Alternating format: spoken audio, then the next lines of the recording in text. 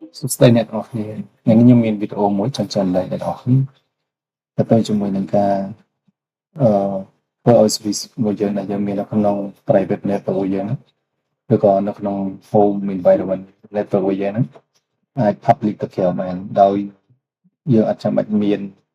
public IP ខ្លួនឯងយើងអត់ចាំបាច់ធ្វើណា hot forwarding នៅលើ router របស់យើងខ្លួនឯងអញ្ចឹងណាចឹងសួរថាតើយើងធ្វើម៉េចដើម្បីអាច access ពីខាងក្រៅមកបានហើយយើងមិនចាំបាច់មានទាំងអស់ហ្នឹងអូខេអញ្ចឹងខ្ញុំសូមណែនាំនៅយើងមួយដែលយើងមាន service ហើយយើងមាន cloud provider មួយ Cloudflare ដែលគាត់មានអឺ provider option មួយហ្នឹងប៉ុន្តែហ្នឹងក៏ free ដែរសម្រាប់ការប្រើប្រាស់យើងជា personal ឬផ្សេងៗបាទតែបើសិនជា commercial អាហ្នឹងតើតែយើងធ្វើ subscription ប៉ុន្តែបើសិនជាយើងធ្វើ testing មួយ user ពី user that's fine យើងអាចប្រើប្រាស់បានអញ្ចឹងអូខេអញ្ចឹងនៅក្នុង topology មួយនេះខ្ញុំមាន public network ចេះនេះតែយើងនៅដែរក៏បានដែរ anywhere ហើយខ្ញុំមាន record របស់ខ្ញុំមួយដែលខ្ញុំមានតែស្អីខ្ញុំមាន domain របស់ខ្ញុំមួយខ្ញុំមាន domain hosting មួយអញ្ចឹងណាអញ្ចឹងតើតើជាមួយនឹង CNAME record នេះឬក៏ record នេះខ្ញុំនៅប្រកាន់នៅលើ Cloudflare អញ្ចឹងណាមួយដោយសារតែនៅលើ Cloudflare នេះខ្ញុំមាន transfer DNS របស់ខ្ញុំហ្នឹងចូលមកក្នុង Cloudflare ហ្នឹងអញ្ចឹង transfer ពីDNS provider ដែលខ្ញុំអត់ទិញហ្នឹងអញ្ចឹងខ្ញុំ transfer មកចូល Cloudflare ខ្ញុំមានងាយស្រួលការ manage ឬក៏ configure ផ្សេងៗអញ្ចឹងអូខេអញ្ចឹងយើងធ្វើម៉េចដើម្បីឲ្យ server របស់យើងនេះនៅក្នុង cloud នេះដែលខ្ញុំមាន server ខ្ញុំ IP ប៉ុណ្ណេះអញ្ចឹងហើយនៅក្នុង server ហ្នឹងខ្ញុំ run ជា Docker ហើយខ្ញុំមានជា service មួយតូចដែលខ្ញុំមាន install IP PAM អញ្ចឹងណាអញ្ចឹង IP PAM ដែលយើង access ទៅ IP ប៉ុណ្ណេះ port ប៉ុណ្ណេះអញ្ចឹងយើង access ចូលក្នុង IP PAM ហ្នឹងហើយប៉ុន្តែយើងបាន access បាន internal ទេអញ្ចឹងយើងធ្វើម៉េចដើម្បីអាច access ពីក្រៅមកបានឬអីចឹងអញ្ចឹង just like នៅក្នុង Cloudflare យើងមាន option មួយដែលយើងទៅ install switch នៅលើ backend server របស់យើងនេះយើង install switch នៅលើ backend server របស់យើងពេល install ហើយវានឹង build connection between ពី Cloudflare ហើយជាមួយនឹង backend server របស់យើងអញ្ចឹងអាហ្នឹងវាដូចជា tunnel មួយអញ្ចឹងប៉ុន្តែនៅក្នុង Cloudflare កន្លែងនេះគឺវាបានតែ outgoing traffic ទេអញ្ចឹងមានន័យថា Cloudflare មកកាន់ origin ឬក៏មកកាន់ backend server របស់យើងឯងអញ្ចឹងយើងអត់អាចនៅក្នុងcondition មួយនៅក្នុងទិញមួយហ្នឹងមានន័យថា origin server របស់យើងអត់អាច forward traffic ហ្នឹង through Cloudflare ហ្នឹងវិញបានទេអញ្ចឹងណាបាទយើងអត់ទេអញ្ចឹងអាហ្នឹងប៉ុន្តែនៅក្នុង purpose របស់យើងតែ outgoing traffic only មានន័យថា traffic តែពី public ចូលមកក្នុង only អញ្ចឹងអាហ្នឹងវា fit ជាមួយនឹងអ្វីដែលយើងចង់បានអញ្ចឹងអូខេអញ្ចឹងយើងចូលទៅក្នុងនេះយើងទាំងអស់គ្នាយើងចូលទៅក្នុង call យើងទាំងអស់គ្នាអញ្ចឹងខ្ញុំមាន portal នេះមួយអូខេអញ្ចឹងខ្ញុំចូលមកកាន់ Cloudflare portal របស់ខ្ញុំមកដែលខ្ញុំមាន account ដែលខ្ញុំមាន DNS record host នៅលើហ្នឹងអញ្ចឹងណាអញ្ចឹងនៅក្នុងតម្រូវការមួយហ្នឹងតម្រូវឲ្យយើងមាន DNS បាទយើងទិញពី Namecheap ក៏បានទិញពី GoDaddy ក៏បានហើយយើងរកមើលបើសិនជាយើង propose ធ្វើសម្រាប់ home system សម្រាប់យើង testing អីផ្សេងៗ access public អីផ្សេងៗឬក៏ home environment អីផ្សេងអូខេ fine យើងអាចទិញវាមកប្រាប់មកវាអត់ថ្លៃទេយើងទិញវាប្រហែលជាមួយឆ្នាំវា discount ហ្នឹង2 3លេខទេ domain មួយចំនួនណាចឹងខ្ញុំទិញ2ជាងអីទេបាទតែការ review របស់យើងថ្លៃប៉ុន្តែបើសិនជាអាចយើងទិញ subscribe 3ឆ្នាំឬអីហើយតែបើយើងគិតថា domain ហ្នឹងយើងអាចប្រើ long term អញ្ចឹងបាទអូខេអញ្ចឹងមកវាឆ្ងាយអញ្ចឹងនៅក្នុងនេះគឺយើងតម្រូវឲ្យមាន DNS server DNS មួយបាទអញ្ចឹងយើងមាន DNS ពេលយើងមាន DNS ហើយយើងអាច set up បានហ្នឹងបានបាទអញ្ចឹងសួរថាយើង set up យ៉ាងណាអូខេអញ្ចឹងយើងចុចនៅលើនេះរបស់យើងមកកន្លែង account របស់យើងហ្នឹងយើង move មកកន្លែង zero trust យើងឃើញនៅ zero trust អូខេអញ្ចឹង zero trust អូខេអញ្ចឹងពេលដែលយើងមកដល់ zero trust យើងឃើញពាក្យ network នេះអញ្ចឹង network យើងមកពាក្យនេះវាមាន tunnel ណាអូខេអញ្ចឹងចាស់ស្ដែងខ្ញុំមាន tunnel មួយរបស់ខ្ញុំហើយខ្ញុំប្រើសប្ងៃនេះខ្ញុំប្រើសប្ងៃបាទអូខេអញ្ចឹងនៅក្នុងនេះយើងពេលដែលយើង នេះយើងចុច like create thumbnail ទៅវាមានពីរ option ទី1គេហៅ Cloudflare connection ហ្នឹងឯងនិងហើយនឹងមួយទៀត WARP connector នេះអញ្ចឹងអាហ្នឹងវា different គ្នាបន្តិចអញ្ចឹងអានេះនេះគឺវាសម្រាប់តែ sorry អញ្ចឹងអានេះសម្រាប់តែ outgoing traffic only មានន័យថា traffic តែពី Cloudflare ទៅកាន់ backend server របស់យើងនេះអញ្ចឹងគេអាច traffic វាអាច back and forth ទេ back and forth មានទៅចូលមកកាន់ traffic ដែល outgoing មកវិញតាម Cloudflare អត់ទេអញ្ចឹងវា different តិចប៉ុន្តែ WARP នេះវាដូច VPN side to side ចឹង VPN side to side វា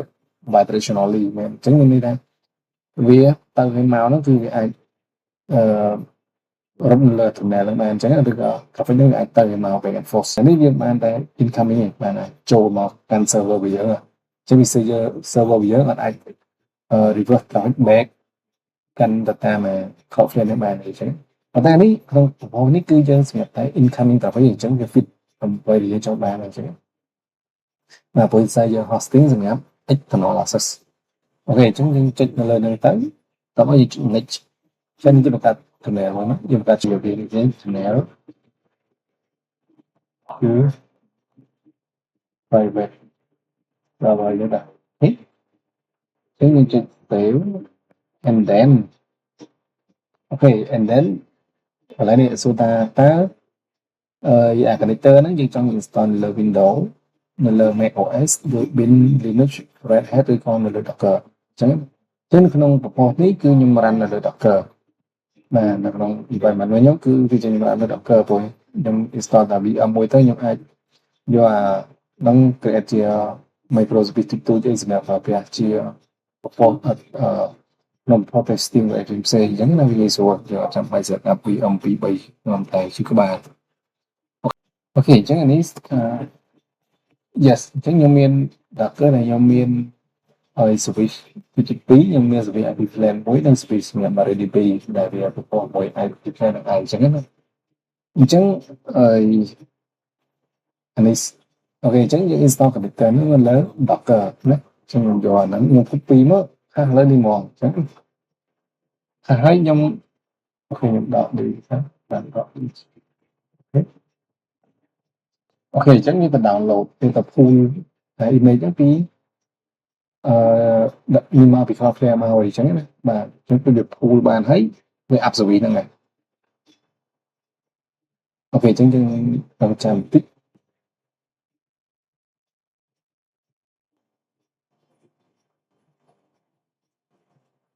អូខេ complete អញ្ចឹងយើង download image នេះខ្ញុំ download បានអូខេអញ្ចឹងខ្ញុំកើ yes អូខេយើងយក service ហ្នឹង app ហ្នឹងណានេះ service ហ្នឹងអញ្ចឹង connector របស់យើងគឺ Cloudflare ហ្នឹងឯងណាអូខេឥឡូវយើង back មកមើលលើ Cloudflare យើងវិញអញ្ចឹងយើងមើល app អូខេអញ្ចឹងយើងមើល connected ណាអញ្ចឹងនៅក្នុង tunnel ហ្នឹង connected អញ្ចឹងយើងចុច next ទៀតអូខេអញ្ចឹងកន្លែងនេះគឺដែលយើង run application មានន័យថាយើងចង់ host service អីគឺយើងធ្វើឡើងហ្នឹងអញ្ចឹងយើងចង់ឲ្យ service ណាដែលវា public access ណាគឺយើងចុចហ្នឹងអញ្ចឹងមួយសំខាន់គឺ record អញ្ចឹងដោយសារតែខ្ញុំអត់មានអញ្ចឹងខ្ញុំបង្កើត record មួយឈ្មោះថា IPM ហ្នឹងឯងណាអញ្ចឹង record ដែលខ្ញុំ plan បង្កើតនៅក្នុងរូបនេះគឺ IPAM អញ្ចឹងបាទអញ្ចឹង IPAM សុំបែកតិចសុំអូខេអូខេអញ្ចឹងខ្ញុំបង្កើត IPAM អញ្ចឹងវានឹង domain របស់យើងនេះអញ្ចឹងដោយសារតែ IP plan របស់ខ្ញុំដែលខ្ញុំនេះគឺខ្ញុំប្រើ port 8080 Regime Page HTTP អញ្ចឹងវាខ្ញុំជា HTTP sorry ខ្ញុំ copy វាមកខ្ញុំប៉ះចូលខ្ញុំលុប TPS ឲ្យចង្កេះអូខេអញ្ចឹងប៉ុណ្្នឹងហើយខ្ញុំចុច complete ណាចុច complete អូខេអញ្ចឹងយើងឃើញ tunnel របស់យើងនៅបង្កើតហ្នឹងtunnel របស់យើងអាប់ហើយអូខេអញ្ចឹង tunnel យើងអាប់អូខេអញ្ចឹងយើង back មកកាន់អញ្ចឹងអានេះខ្ញុំ access internal network របស់ខ្ញុំអញ្ចឹងណាតែខ្ញុំនៅ network នេះ access បានអញ្ចឹងខ្ញុំឥឡូវមុននឹងយើង access តាម record ហ្នឹងយើង look up មួយសិន អូខេយើង look up អញ្ចឹងយើងមើល record ហ្នឹងវា result កាន់ IP ទាំងអស់នេះណាអញ្ចឹង IP ទាំងអស់គឺជា IP របស់ Cloudflare អញ្ចឹងមានន័យថាបើសិនជាករណីអ្នកគេចង់អឺដឹងថាព័ត៌មាន IP របស់យើងប្រហែលអីប្រហែលគឺយើងគេមើលឃើញទេអញ្ចឹងណាព្រោះដោយសារតែCloudflare វា reverse វា hide IP យើងបាត់ហើយអញ្ចឹងបាទអញ្ចឹងអាហ្នឹងវាជាចំណុចល្អមួយដែលយើង hosting ទៅដោយមាន IP ស្គាល់តែបើសិនយើងមាន public IP ឬក៏អីចឹងអញ្ចឹងមាន IP ស្គាល់ IP យើងទេអញ្ចឹងក៏គេពិបាកក្នុងការរាវរាល់នៅ public IP របស់យើងដែរអញ្ចឹងបាទប៉ុន្តែហ្នឹងករណីបើសិនជាយើងមាន public IP ខ្លួនឯងយើងធ្វើជា remote proxy ខ្លះដែរប៉ុន្តែករណីនេះគឺយើងអត់ទេយើង build direct អញ្ចឹងយើងអត់មានជា concern អីយើងមិនមាន public IP ក្នុងការឲ្យគេខាងមកឬក៏គេព្យាយាមបន្លំមកកាន់ហើយ network របស់យើងដែរអញ្ចឹងអូខេអញ្ចឹងយើងចូលមកកាន់ Cloudflare វិញអញ្ចឹងយើងមើល record អញ្ចឹងថនខលយើងចូលមក DNS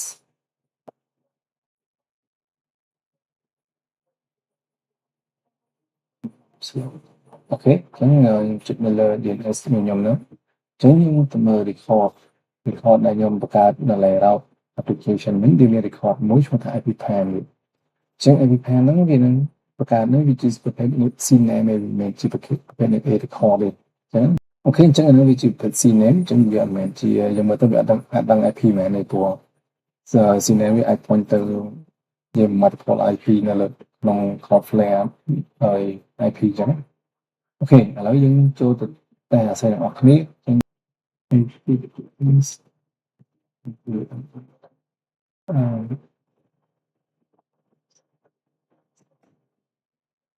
យេអញ្ចឹងខ្ញុំអាស្រ័យបានហើយឃើញទេបាទអញ្ចឹងខ្ញុំអាចអាស្រ័យពី public បានហើយបាទអញ្ចឹងយើងមក certificate អញ្ចឹង certificate របស់យើងនេះអញ្ចឹងមានន័យថាយើង server របស់យើងអត់មាន certificate ទេ front end វិញ back end server របស់យើងយើង HTTP ទេប៉ុន្តែហើយ Cloudflare វានឹងenforce នៅ certificate ឲ្យយើងអញ្ចឹងបាទអញ្ចឹងវាធ្វើជាលក្ខណៈ offload អញ្ចឹង offload មានន័យថាខ្សែ NSX មក Cloudflare អញ្ចឹងវាមាន trust ជាមួយនឹង certificate ហើយវានឹង reverse ទៅកាន់private server របស់យើងនេះបាទ reverse មកកាន់ port 8080 private server របស់យើងអញ្ចឹង yeah that's it យើងមានប៉ុណ្ណឹងអរគុណច្រើនអ្នកនរគ្នា